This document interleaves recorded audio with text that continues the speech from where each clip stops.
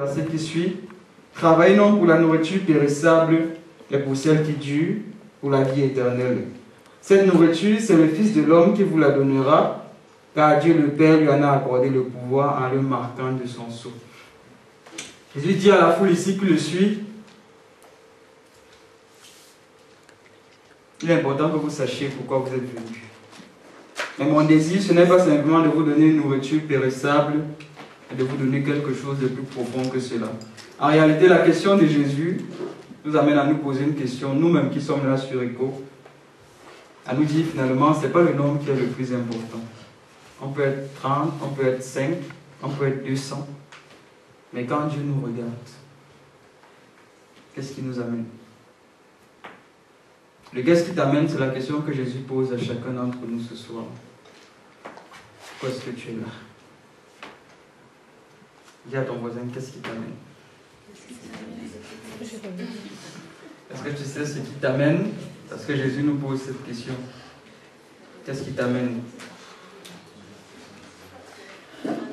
Lorsque j'ai constaté à un moment que beaucoup de personnes parfois ne savaient pas trop pourquoi ils étaient sur ECHO, certains venaient, d'autres partaient, et que j'ai lu ce passage, je me suis rendu compte que finalement Dieu se fiche du nombre que nous sommes. Mais Jésus regarde surtout pourquoi est-ce que nous sommes là. Plus que le nombre, la raison de notre présence est l'élément capital. On va revenir dessus, mais avant je voudrais qu'on repense à 2-3 choses qui caractérisent ECHO. On en a parlé un peu ce matin. Alors quand je pensais à ce temps, il y a ce graphique qui est revenu dans mon esprit. Est-ce que vous voyez bien ce qui est marqué dessus? C'est petit ou ça va? Ok, en fait ici c'est une courbe. Oh, j'ai tout cassé. Ah, c'est bon. Ah, j'ai appuyé sur le mauvais bouton. Alors, en fait, la croissance, ou du moins les points fondamentaux sur lesquels un groupe évolue, sont caractérisés par le relationnel et le fonctionnel. Pour ceux qui étaient au partage, on en a un peu parlé. On en parle souvent de notre relation avec Dieu et de ce qu'on fait. Mais ici, dans le groupe, chaque personne est appelée à avoir une vie relationnelle avec ses frères et aussi avoir une vie fonctionnelle, c'est-à-dire où je sers et je fais quelque chose. Et quand je repensais au commencement du groupe, avant qu'on soit là où nous sommes, les années 2008 à 2012, c'était les années de commencement. Donc en fait, le relationnel du groupe était très fort. Parce que lorsqu'on a commencé, on était une dizaine, il y avait des personnes comme Linda, comme Boris, comme Alain, etc. Le relationnel du groupe était très fort et au fonctionnel, c'était beaucoup plus petit. C'est-à-dire qu'on avait de très fortes relations ensemble, mais qu'on ne faisait pas nécessairement beaucoup de choses pour la productivité des uns et des autres. On s'encourageait à garder le contact les uns avec les autres. Mais ce n'était pas comme aujourd'hui. Il y avait beaucoup de retraites. On ne faisait pas de retraite, par exemple. On n'avait que des rencontres sur Skype. Et en semaine, on s'assurait de savoir comment est-ce que mon frère et mon soeur avaient. Donc ça, c'était les premières années. À tout de cette année, les chiffres sont approximatifs. Mais c'était à peu près autour de cette année où finalement on a parlé de la vision. Donc lorsqu'on a parlé de la vision et qu'on savait plus ce qu'on devait faire, sur les actions que nous menions, sur les fruits que nous portions, il y a eu une croissance. Et le relationnel, justement, vu qu'il devait s'adapter à cela, il y a eu une baisse, même si elle était légère du relationnel. Ça signifie que les relations entre les frères étaient toujours là, mais elles avaient diminué. Parce que si on prend plus de temps pour faire des choses, nécessairement on a moins de temps pour passer avec les autres. Jusqu'ici, c'est clair ou pas? Waouh, vous me surprenez. Donc, alors, qu'est-ce qui s'est passé autour des années 2013, 2014, 2016 2015, il y a eu une progression spirituelle. Ça signifie en fait qu'on a grimpé dans le relationnel et on a grimpé aussi dans le fonctionnel. Pourquoi je dis qu'on a grimpé? Parce qu'ici, il y a un phénomène qu'on retrouvait ici, qu'on a commencé à retrouver là. C'était quoi ce phénomène? Lorsqu'on se retrouvait ici, les rencontres commençaient très tôt et finissaient très tard. Autrement dit, on était très content de se retrouver. On était triste de se séparer. Ça signifie que si on avait un partage à 20h, les gens arrivaient à 19h. Le partage finissait à 22h, les gens partaient à 22h30. Ils ne se déconnectaient pas. Parce qu'en fait, l'aspect relationnel avait un attachement très fort avec les autres. Quand on est arrivé à ce niveau, ça a diminué. Mais ici, c'est quelque chose qui a repris. Et pour ceux qui étaient là sur les dernières années, il y a une période dans le groupe où le relationnel était très fort. C'est-à-dire que les personnes étaient heureuses de se retrouver ensemble. C'est vraiment pour dire que l'un n'empêche pas l'autre. C'est quoi les têtes que vous faites là? Ça, vous ne comprenez pas ça, vous avez sommeil. attentif. Ah, vous êtes attentif. Ah bon? Même toi, ça. En fait, l'un n'empêche pas l'autre. Mais aujourd'hui, si vous voulez, vous voyez bien la courbe des croix. C'est pour dire qu'aujourd'hui, c'est quelque chose qui était perdu. Les rencontres qui commencent à 20h, déjà arrivent à 20h30. Une heure plus tard, ils sont partis. C'est pour dire, même s'il y a un désir d'être ensemble, par rapport au début, quand nous avons commencé à marcher ensemble et les années précédentes, il y a une baisse très forte de nos relations entre frères et sœurs, de ce qu'on produit aussi en tant qu'enfants de Dieu. Et les raisons, elles sont évidentes. C'est expliqué sur les slides d'après. Mais en tout cas, voici le constat. Au début, il y avait une augmentation du relationnel, du fonctionnel, c'était là. Il y a une baisse du fonctionnel, du relationnel. Et à la fin, finalement, les deux ont commencé à décroître. C'est-à-dire les relations entre frères et sœurs, beaucoup de pôles ont témoigné. Il faut prendre des nouvelles les uns des autres, parler. Quand on était à ce stade-ci, je savais à peu près ce que toute personne vivait, je savais à peu près ce que beaucoup vivaient, je savais ce qu'Ariane vivait. Donc, c'était différent. Même ici, ce n'est pas le fait qu'on soit plus nombreux qui pose un problème. Le problème, on va le voir, il est ailleurs. Tout le monde me suit toujours? Ok, alors, c'est ici qu'on commence à expliquer, parce que là, ce schéma c'est bien, mais comme je le dis souvent, le plus important, c'est pas de constater les faits, mais de réaliser quelles sont leurs sources. Si ta voiture a une panne, c'est bien de constater la panne. Et si tu ne sais pas d'où elle vient, ça ne te sert pas à grand chose. La grande question, c'est pourquoi? Pourquoi est-ce qu'avant, il y avait des croissances sur les aspects, mais aujourd'hui, il y a un relâchement aussi bien dans l'aspect des fonctionnels que l'aspect géorelationnel? Il y a plein de réponses. Personne ne me réponse. Bon, alors, pourquoi? Déjà, j'ai pris cette image. Marianne, oui, est-ce que le tabernacle, ça vous parle? Non, non, non, ce n'est pas peur, je reviens dans le Ça vous parle ou pas? De nom, oui. De nom, Marianne? D'accord. Quelle nouvelle? Alvin, elle est où? Ça te parle? Laetitia? Quelle est Laetitia? Tabernacle, ça te parle? Ok, non, non, c'est juste si le mot vous parle. En fait, supposez que ça c'est un coffre que plusieurs personnes transportent. C'est ce qu'on peut dire une vue de dessus. Les points, ce sont des gens qui portent quelque chose. Donc, en résumé, ici, il y a Ruth qui tient un bout du truc.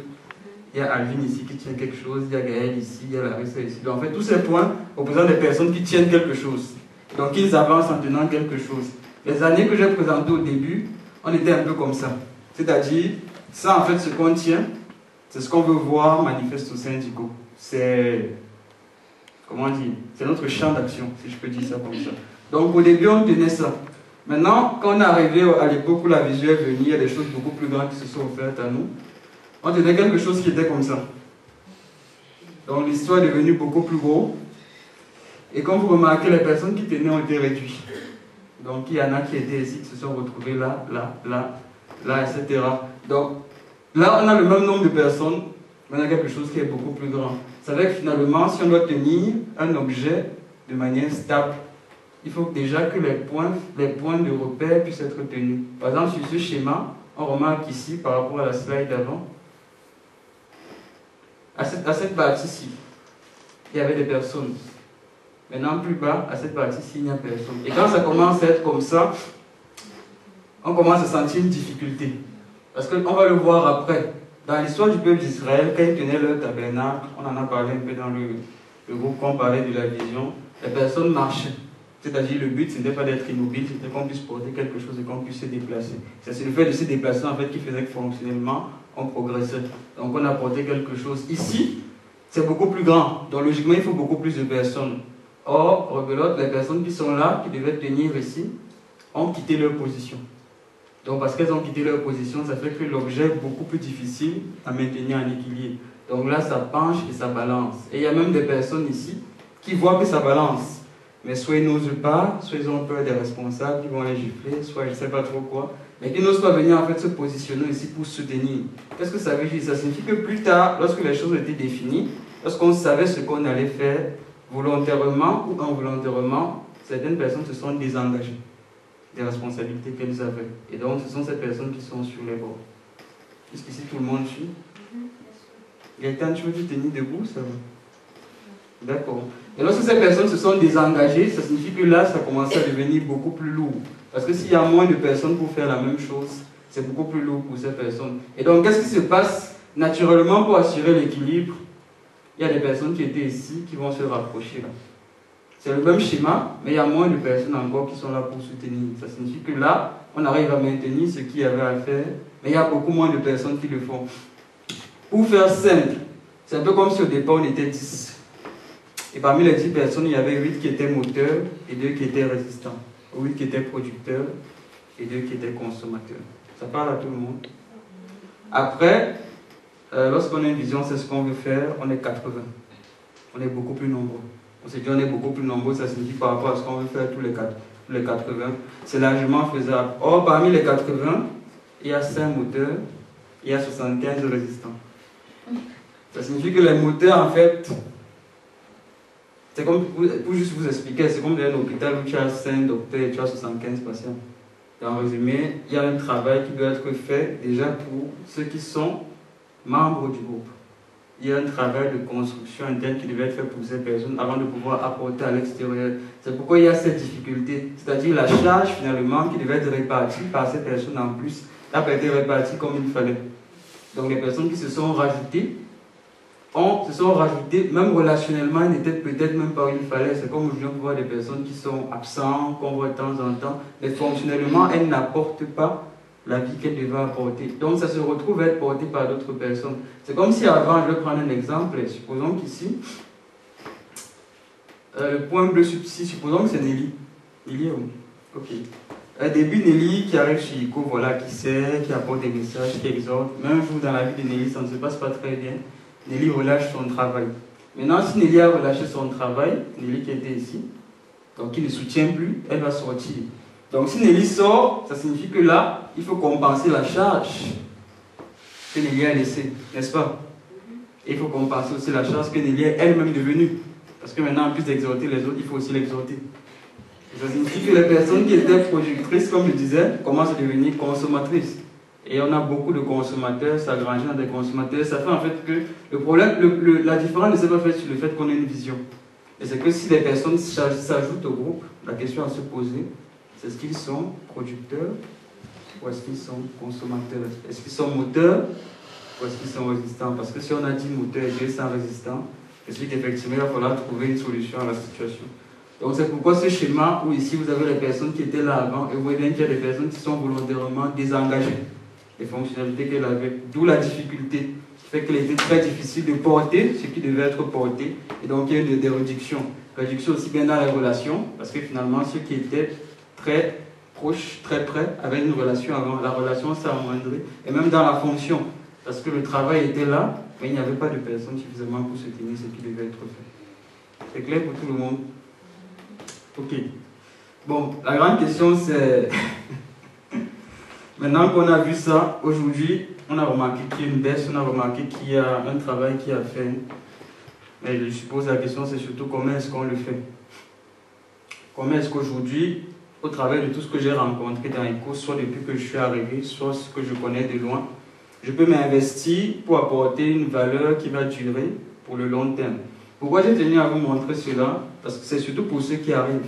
Des personnes comme Alvin, comme Laetitia. Il peut y avoir des choses qu'on veut proposer. Mais si on a déjà été sur ICO avant et qu'on a vu des choses se passer, on peut savoir en fait que telle solution ne durera pas très longtemps. Parce qu'à un moment, on a fait ça. C'est comme les anciens disent souvent, ce que tu veux faire là, nous aussi on a fait. On a vu que ça ne marche pas. Donc il y a des solutions qui ont déjà été testées, des choses qui ont déjà été faites. Et si vous n'êtes pas conscient de ça, ça va juste être cyclique. Ça signifie qu'avant, on aura fait quelque chose. Quand vous arriverez sur le groupe, vous pourrez peut-être proposer quelque chose qu'on a déjà fait avant, mais qui finalement n'a pas porté de fruits, soit parce que ce n'était pas la saison, soit parce que ce n'était pas la bonne chose à faire. Donc c'est pourquoi il est important de connaître toutes ces choses-là. Maintenant, on arrive sur la partie principale, sur comment est-ce que je sais dans ICO. Et là, on va lire un texte qui nous oriente clairement sur comment doit être notre service. Je vous invite à ouvrir vos Bibles dans Nombres chapitre 10.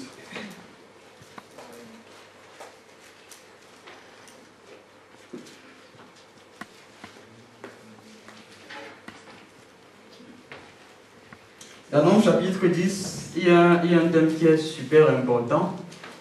Et je pense que si vous êtes attentif, ça va beaucoup vous aider dans le service. Beaucoup vous aider dans le service. Parce que le Seigneur nous donne des moyens de servir de façon efficace et durable aussi. Donc je lis à partir du verset 11. Le temps juste sur ça. Ok, Nombre chapitre 10 à partir du verset 11. Le 20e jour du 2e mois de la 2e année, la nuée se levait au-dessus du tabernacle. On a parlé du tabernacle avant. Finalement, c'est dans la Bible, on en parle ici. Du tabernacle de l'acte de l'Alliance. Les Israélites partirent du désert du Sinaï, marchant d'étape en étape. La nuée s'arrêta dans le désert de Paran. C'était la première fois qu'ils levaient le camp sur l'ordre de l'Éternel, transmis par Moïse. Le camp des descendants de Juda, précédé de sa bannière, se mit d'abord en marche avec ses troupes, contenant les troupes de Juda, sous les ordres de Nachon, fils d'Aminadab, les troupes de la tribu des descendants d'Issachar, sous les ordres de Nathaniel, fils de Soar, et celle de la tribu des descendants de Zabulon, sous les ordres d'Eliab, fils de Hélon. Après cela, le tabernacle fut démonté, et les Gershonites ainsi que les Mérarites se mirent en marche en le portant.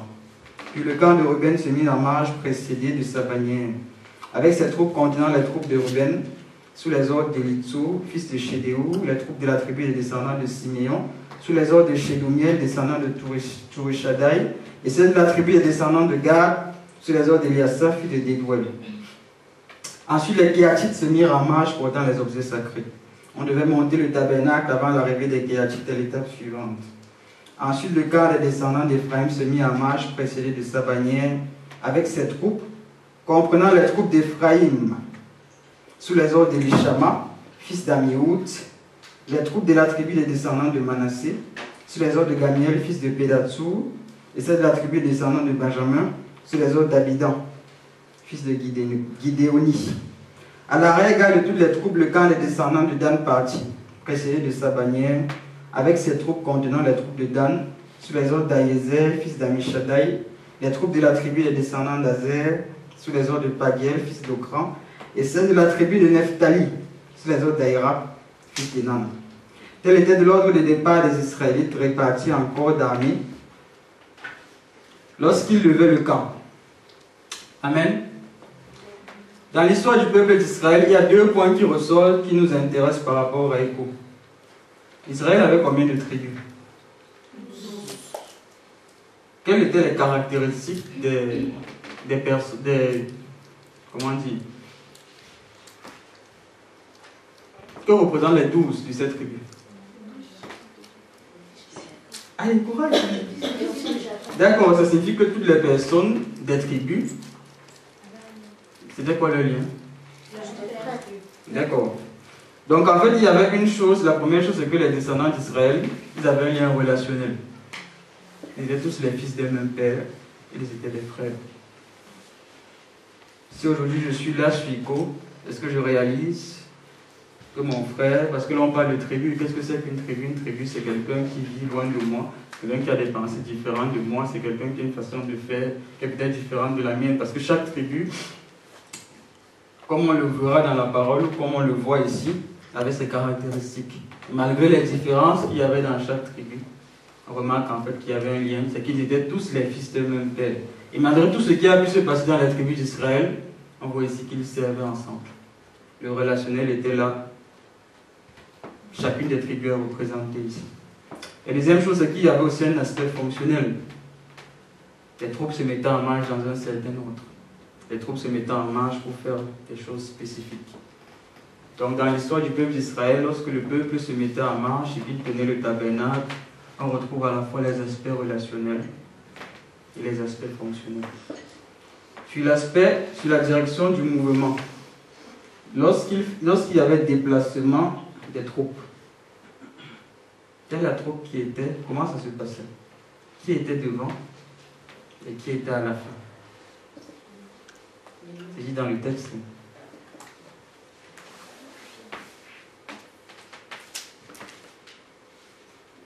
La bannière du camp des fils de Juda par Voilà, tu vas me lire tout le chapitre. Non, je n'ai pas lu tout. D'accord, vas-y. Le premier seulement. Le premier, c'était la tribu de Juda. D'accord. Le dernier,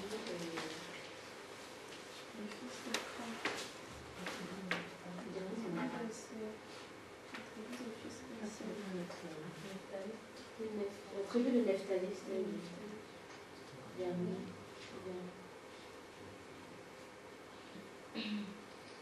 Ok, alors remarquez bien, il y a un mot qui est utilisé, il y a le camp des descendants dans ma version. Au verset 14, on dit le camp des descendants, ça signifie en fait qu'il y avait des petites troupes dans les troupes. C'est un peu comme aujourd'hui on a des pôles. En fait, il y avait plusieurs pôles qui se mettaient en mouvement lorsqu'il y avait des déplacements. Et en fait, ici, il y a 4 pôles. Le premier, c'est le camp des descendants de Juda. Et on dit que le camp des descendants de Juda avait à la fois les troupes de Juda, qu'il avait les troupes d'Issachar et les troupes de Zabulon. Ensuite, il y avait un autre camp.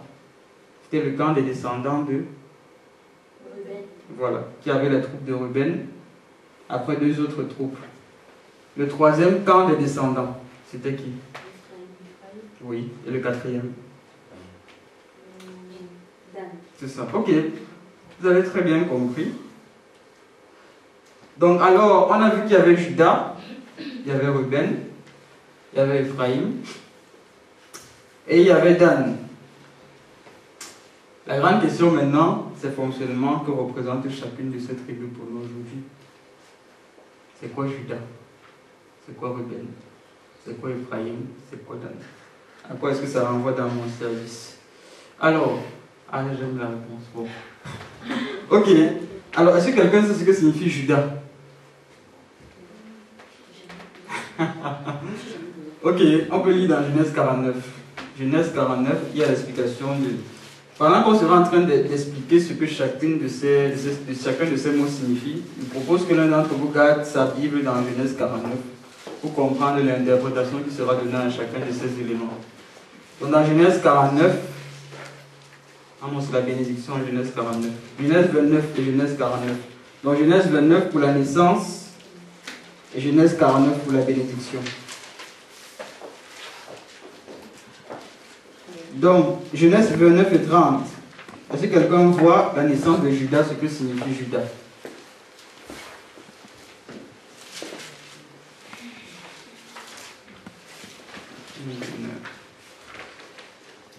Ça va, Nelly?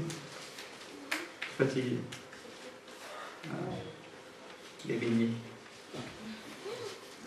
Est-ce que quelqu'un voit ce que signifie Judas? La reste adore. Okay. Genèse 29 et 30.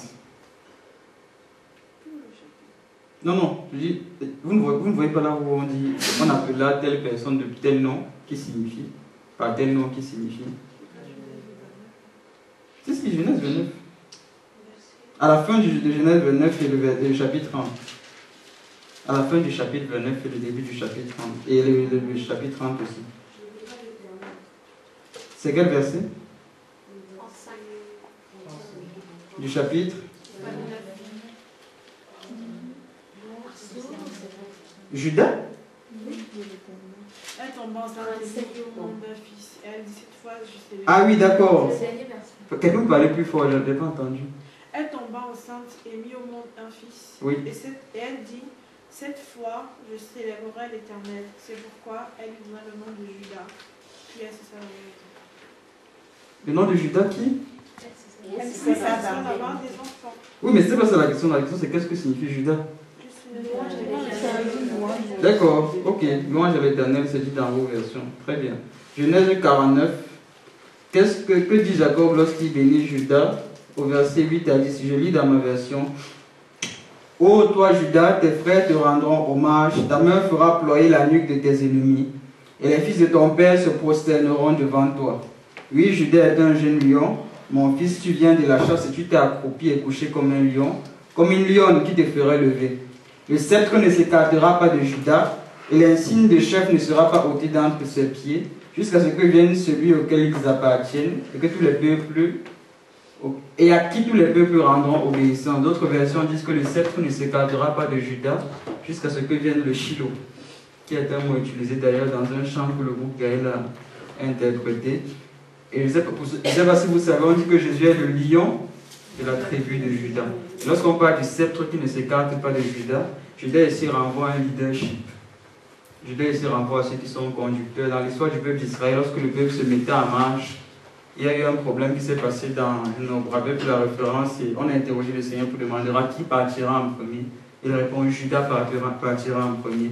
Remarquez que Judas se met en marche, mais la marche de Judas est précédée par quelque chose. Quel est l'élément déclencheur de la marche de Judas? Allez, ayez confiance, vous savez. À quel moment? C'est écrit dans le texte qu'on a lu, ce n'est pas des questions pièges, on a vu des textes par rapport à ça.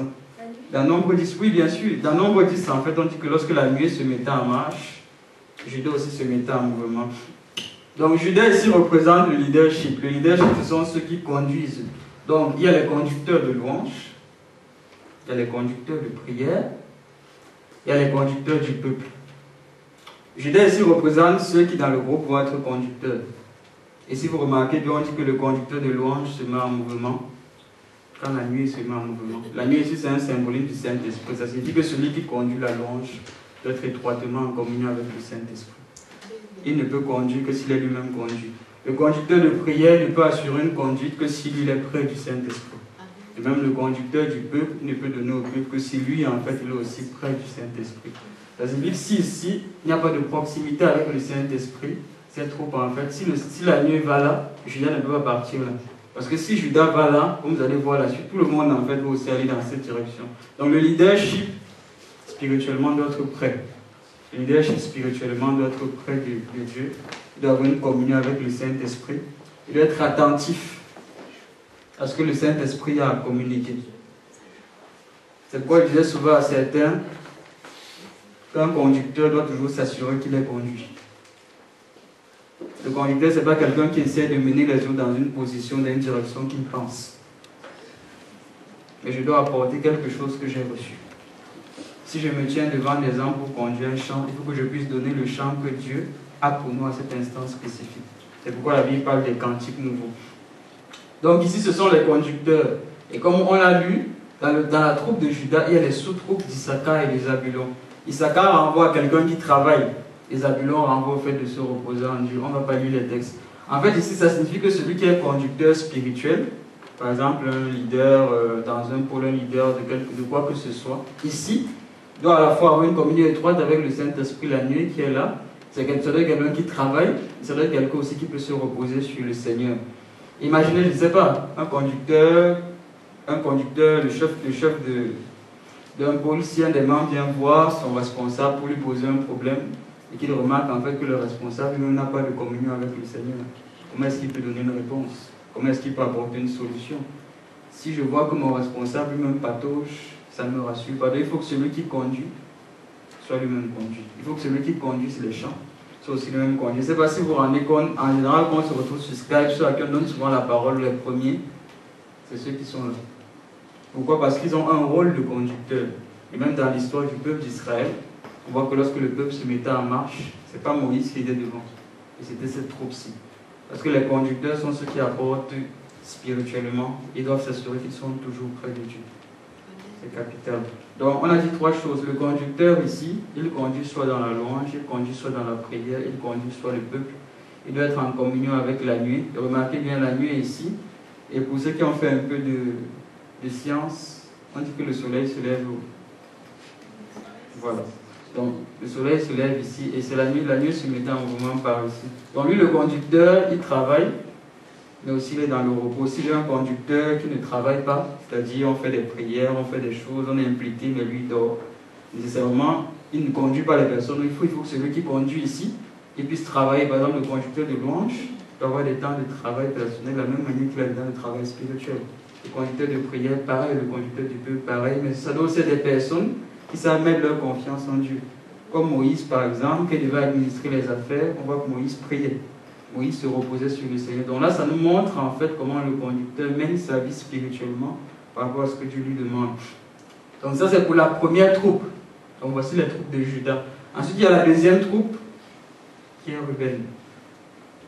Bon, ici, vous allez un peu participer parce que si je lis juste le PowerPoint et que je parle, c'est pas drôle. Donc, qui est Ruben? D'accord, Ruben est le premier fils de Jacob. Ruben renvoie donc à quoi? Un fils, ça renvoie à quoi? Essayez encore. Synonyme, comme on fait souvent à la télévision. champ lexical, le fils. Lorsqu'une femme a beaucoup d'enfants, on dit qu'elle est comment? Magne. Bon, c'est pas exactement ça. Lorsqu'une femme a beaucoup d'enfants, on dit qu'elle est comment? Riche? Non. Elle est féconde, c'est ce qu'on dit. Ruben, en fait, qui est le fils, quand j'ai beaucoup d'enfants, ça signifie que je suis fécond. Ça signifie que Ruben renvoie une fécondité. Donc, dans le groupe, qu'est-ce qui peut représenter la fécondité? Qu'est-ce qui peut permettre de savoir, en fait, qu'en ce moment, on est fécond? De quelle manière est-ce qu'on peut être fécond?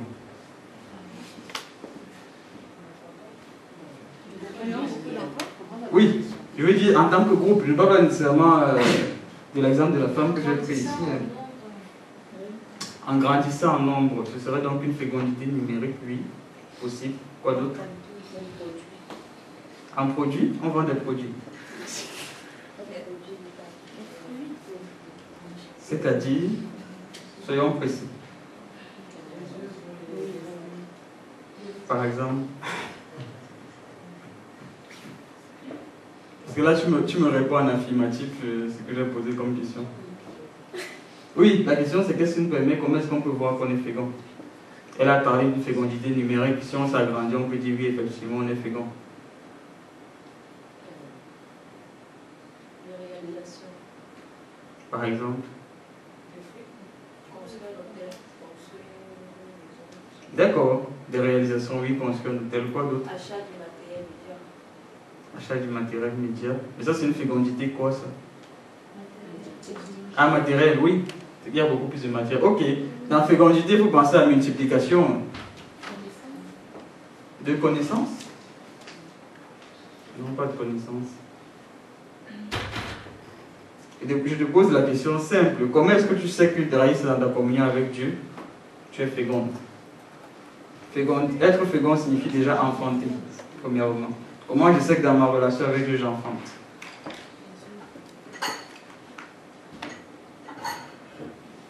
Tu es largué. Oh.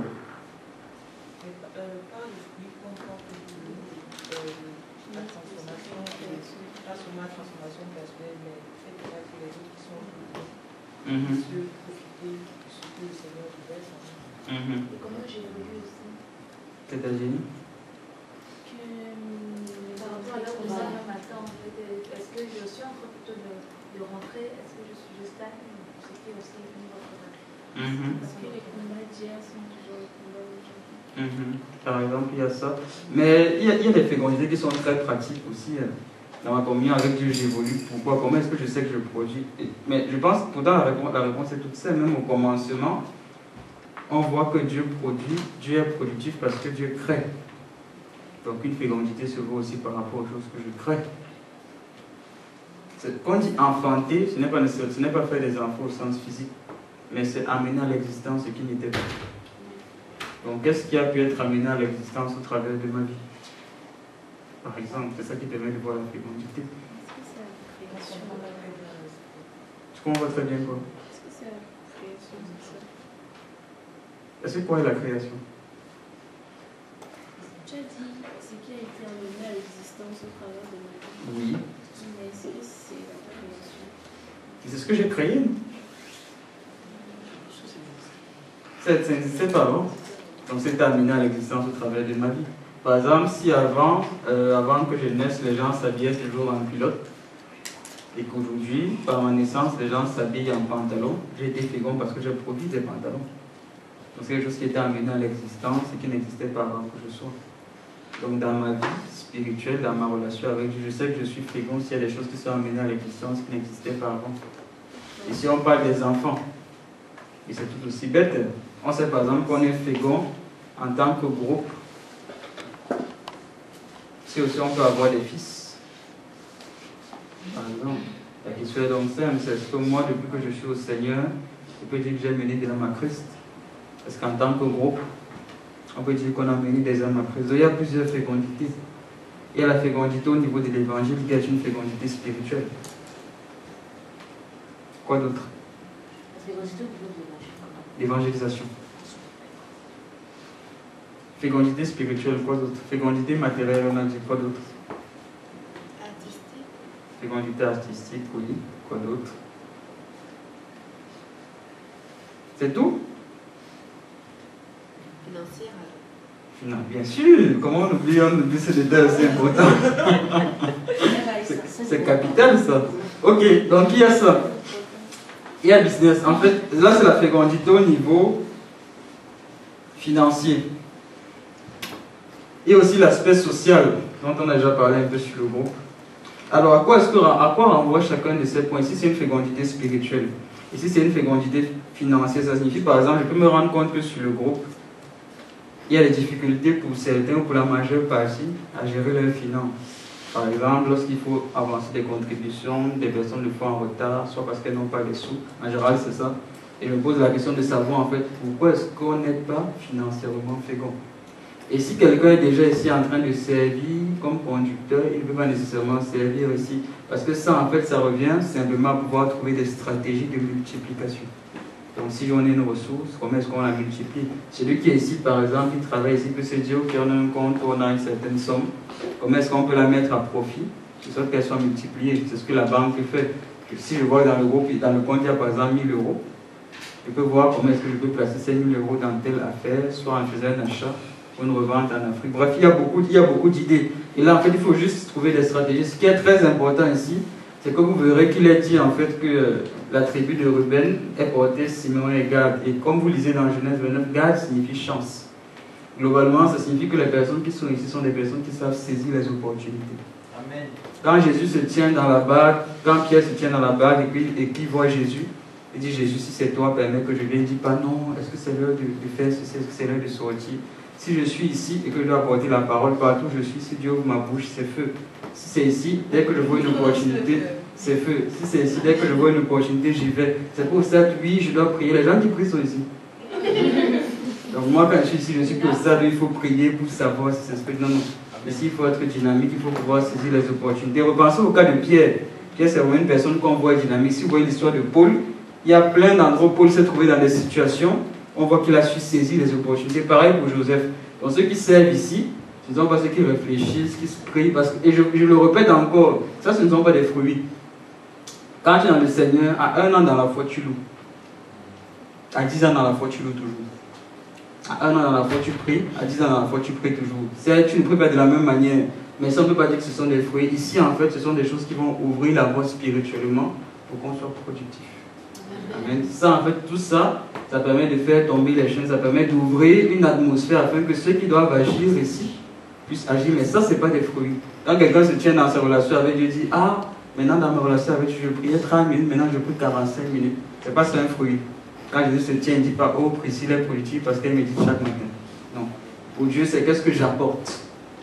Et remarquez bien qu'ici, si ces personnes doivent être très peu dans la lumière, la difficulté et le piège pour ceux-ci, c'est qu'ils peuvent servir d'eau à la lumière. Quelqu'un peut servir son business comme quelqu'un qui est dans le monde. C'est un échange que j'avais eu avec des personnes du groupe qui servent en leur faisant comprendre que ce n'est pas parce que je fais des choses qui ressemblent à des choses matérielles ou à des choses humaines, je dois le faire sans le Seigneur. Parce que certaines personnes servent ici, mais elles servent d'eau à la lumière. Est-ce que vous comprenez quand je sais que je peux dire d'eau à la lumière? Vous ne comprenez pas? Ils ont un peu Luc chapitre 5. Bon, on va peut-être s'arrêter là parce que 22 heures. Pardon? Tu dis? Tu dis quoi? Il y a Ephraim dedans. Il y a Ephraim dedans. Luc chapitre 5. Les versets 1 à 11. Je lis dans ma version. Un jour, alors que Jésus se tenait sur les bords du lac de Génézareth, et que la foule se pressait autour de lui pour écouter la parole de Dieu, il vit 2 bateaux au bord du lac. Les pêcheurs en étaient descendus et nettoyaient leurs filets. L'un de ces bateaux appartenait à Simon. Jésus y montait et lui demanda de s'éloigner un peu du rivage. Puis il s'assit dans le bateau et se mit à enseigner la foule. Quand il eut fini de parler, il dit à Simon, « Avance vers le large en eau profonde, puis vous jetterez vos filets pour pêcher. » D'autres versions disent, « Toi et tes compagnons, vous jetterez vos filets pour pêcher. » Verset 5, mais lui répondit, Simon, nous avons travaillé toute la nuit et nous n'avons rien pris. Mais puisque tu me le demandes sur ta parole, je jetterai les filets. Et il les jetait, reprit tant de poissons que leurs filets menaçaient de se déchirer. Alors ils firent signe à leurs associés dans l'autre bateau de venir les chercher. Ceux-ci arrivaient et l'ont rempli les 2 bateaux au point qu'ils s'enfonçaient. En voyant cela, Simon-Pierre se jetait aux pieds de Jésus et lui dit, Seigneur, éloigne-toi de moi, car je suis un homme pécheur. En effet, il était saisi d'effroi, ainsi que tous ses compagnons, devant la pêche extraordinaire qu'il venait de faire. Amen. On voit ici que Simon-Pierre se jette aux pieds du Seigneur, mais Jésus n'a pas prêché à Pierre. C'est simplement que Simon a vu une lumière, il a vu une puissance qu'il ne connaissait pas. Parce que Jésus, même dans les choses naturelles, il a agissait dans la lumière divine, il dit, jette tes filets de l'autre côté. Et ceux qui obéissent à la parole de Dieu et qui font ce que Dieu veut, ils ont un fruit. Et là, comme je dis souvent, c'était de vrais poissons. Ce n'était pas des esprits ou des gens qu'on voyait dans le filet. C'est des vrais poissons qu'on pouvait toucher et consommer. Donc, les disciples étaient physiquement productifs parce qu'ils étaient spirituellement attentifs à ce que Dieu voulait. Donc, il y a une productivité qu'on peut ne pas avoir ici parce qu'on n'a pas de lumière. C'est-à-dire qu'on ne sait pas ce que Dieu veut pour nous. S'il est vrai que ceci doit être très près, tout enfant de Dieu doit avoir une communion. Ça signifie que même si je peux servir ici dans l'obscurité, si je suis dans la lumière, ça n'a plus rien à voir. C'est comme lorsque les personnes ont apporté à Jésus 5 peu et 2 poissons. Jésus a pris ces 5 peu et 2 poissons, il a multiplié. Humainement parlant, la capacité humaine ne permettait pas de multiplier ces 5 peu et ces 2 poissons à ce moment-là. En fait, il y a une multiplication profonde que seul le Saint-Esprit peut opérer quand je suis en communion avec le Saint-Esprit. C'est pourquoi si ici, je suis en communion avec le Saint-Esprit dans ce que je fais, ce n'est pas seulement la multiplication, c'est comme une explosion. Parce que là, en fait, ils ont pris tellement de poissons que leur filet menaçait de se déchirer. On a dit que dans la vision, il faut ramener les nations au pied du Seigneur. Remarquez ce qui se passe s'ils viennent au pied. Pas parce qu'on a prêché, c'est parce qu'ils voient ici un fruit qui dépasse leur entendement. C'est pourquoi quand on est dans la lumière, même dans ce qu'on fait, et ici il y a d'autres aspects, il y a une fécondité même scolaire, fécondité professionnelle. Comment je sais que je suis professionnellement fécond? Ce n'est pas parce que j'ai des augmentations, c'est parce que là où je suis dans la lumière. Et quand je sers, l'entourage peut voir qu'il y a une lumière en fait qui sort de moi, qui me permet de trouver des solutions à des problèmes dans mon domaine. Là, c'est la pêche. Ça s'appelle l'informatique, ça s'appelle la science, ça s'appelle la médecine. Et j'ai déjà parlé à plein de personnes comment le Seigneur m'a guidé personnellement dans les décisions que j'avais à prendre, dans les programmes que je faisais, dans des choses informatiques. Je cliquais sur des boutons pour pouvoir trouver des solutions. Et en fait, lorsqu'on est dans cette dimension, c'est merveilleux. Parce qu'il y a une pêche miraculeuse qu'on peut avoir. Ce n'est plus l'opération de notre intelligence, mais c'est l'opération du Saint-Esprit. Et ceux qui le voient, lui disent, ah oui, tu es fécond. Il y a quelque chose qui se passe dans ta vie que moi je n'ai jamais vu. Donc en fait ici, ça ramène les personnes au pied du Seigneur, mais c'est important que ces personnes saisissent leur chance. Mais Simeon signifie l'écoute. Vous savez ça ou pas? Yes. Genèse 29. Pour ceux qui sont dessus.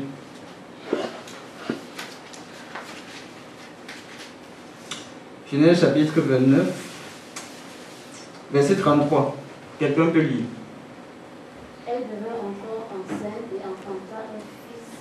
Et elle dit, l'Éternel a entendu que je n'étais pas aimée, et il m'a aussi accordé celui-ci. Et elle lui donna le nom de Simeon. Qui signifie? Il n'y a pas la signification chez toi? Non. Donc qui a la signification dans cette Bible?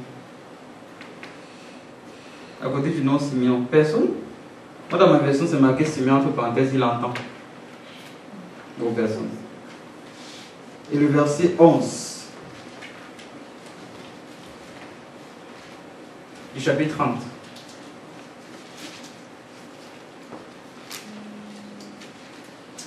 Léa s'écria, quelle chance!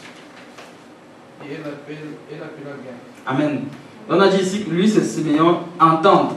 Et là, c'est saisir les opportunités. Donc, il y a une disposition à écouter. On voit aussi que les disciples n'étaient pas dans l'obscurité, ils écoutaient ce que Jésus avait. Ils écoutaient le projet que Jésus avait. Ils ont dit, ah Seigneur, on ne sait pas où on va, mais suis ta parole, parce que tu nous le dis, on voit une mer, un océan d'opportunités, et là on va jeter nos filets. C'est pourquoi on dit ici, il faut pouvoir saisir les chances et les opportunités que Dieu donne, parce que tu peux être quelque part, un endroit, tu es en train de prendre un café, tu te donnes une opportunité. Si tu as l'écoute, tu ouvres ta bouche et tu annonces ce que Dieu veut annoncer. Tu peux voir une opportunité financière aussi.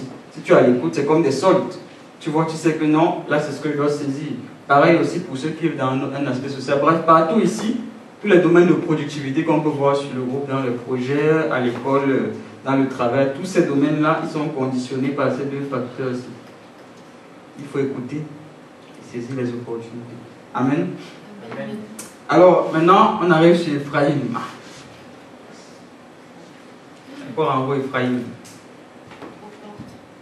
Aux portes? Pourquoi les portes? C'est là où le soleil se couche. On va aller se coucher alors. Ephraim envoie quoi? C'est qui Ephraim? D'accord. Et Joseph, c'est qui? D'accord. Donc Ephraim est qui pour Jacob? D'accord. Quand vous entendez petit-fils, vous pensez à quoi? Non, pas grand-père. Génération. On continue dans cette lancée. Plus loin. Plus loin encore. Plus loin. Si on s'étend sur plusieurs générations, ça fait penser à quoi? Pas vraiment, c'est pas le mot que j'attends. Oui, c'est ça, on transmet quelque chose déjà. Et il y a autre chose aussi. Quand on s'étend sur plusieurs générations. Aligné. Oui, mais il y a un mot en anglais qui s'appelle everlasting. Ça signifie quoi en français? Voilà. En fait, lorsqu'on parle de petit-fils, c'est pas simplement une productivité, mais c'est une double productivité. Ça signifie qu'on est productif aujourd'hui et on continue à être productif par la suite. Donc, on a généré quelque chose qui génère aussi